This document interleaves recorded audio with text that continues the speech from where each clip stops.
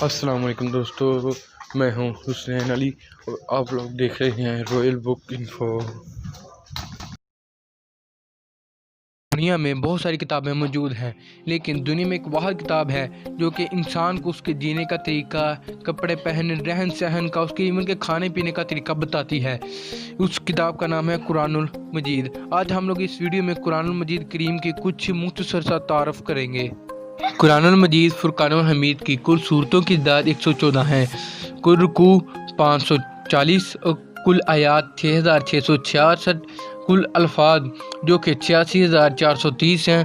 قرآن الحمید فرقان المجید میں کل حروف کی تعداد 3,30,760 حروف ہیں، اور قرآن مجید میں سب سے لمبی سورت سورۃ البقرہ ہے، اور اس میں سب سے آخر والی سورت سورۃ الناس اور سب سے چھوٹی سورت سورۃ الکوثر ہے۔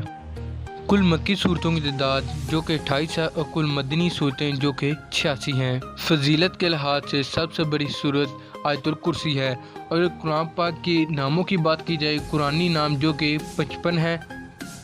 قرآن مجید فرقان الحمید کی کل پانوں کی تعداد جو کہ 30 ہے۔ اگر اس میں کل سجدوں کی تعداد کی بات کی جائے تو وہ 14 ہیں۔ قرآن پاک کی ٹوٹل 7 منازل ہیں۔